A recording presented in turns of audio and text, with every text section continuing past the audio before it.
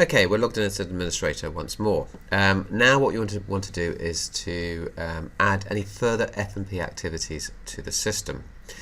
To do this, we're going to go into the Administer Activity button. Now this is the dark orange button at the top of the screen. Here we've got our day-to-day tasks. If we need to add or edit any further individuals, we can do that. We can get a quick check on performance, and we can assign resources.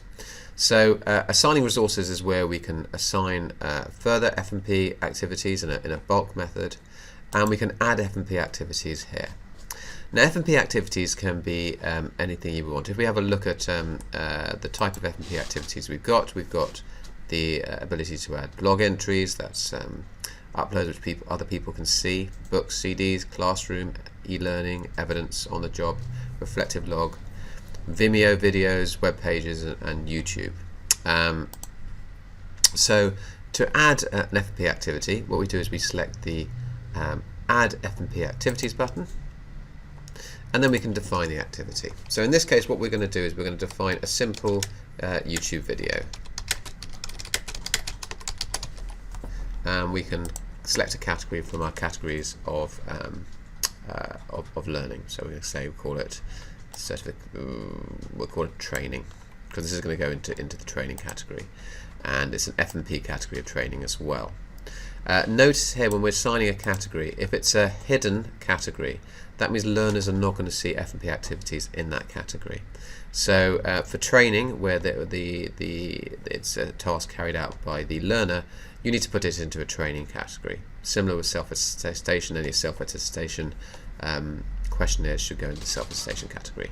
But by putting it into the training category, we're making sure that this F&P activity is going to be seen by the learner. We can give it a code, we can give it keywords, description. All these are optional fields. We can give it a competency. So if we're dealing with KPIs or badging or anything like that, gamification, we can select a competency and assign points to that competency. We can select to not track the resource if we want to. So if we want it just for information rather than something that needs to be tracked and completed, we can select that.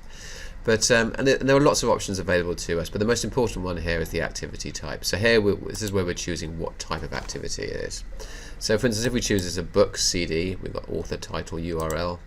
Classroom, we've got we can add different sessions which people can apply to. E-learning, we can import an e-learning file. Web pages, we can put in the link for the web page. So you've got various different resources you can add there to add to your learning in the system. What we're going to do is just add a YouTube link. So we're going to put in the YouTube link. So that could be www.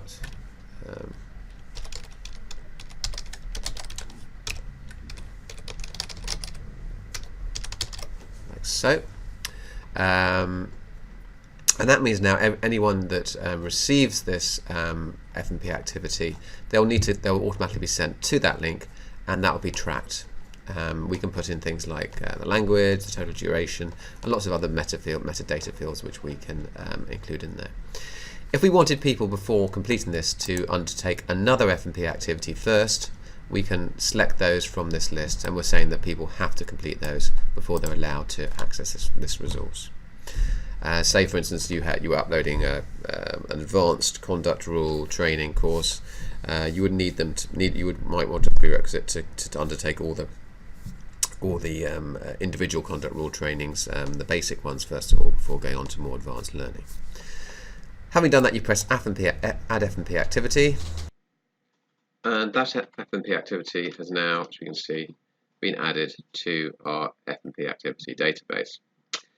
Having added it, then managers can then go in and assign it to personnel. So if we're logging as a compliance manager now, to just show you what they see, they can go to Manage SMCR, Certifications, have a look at the details of any of the learners that they have in their protection, or their management, should I say, and they can select the Add F&P Activity button. And here they can search for that YouTube video you've just defined, and we can add that now to their account.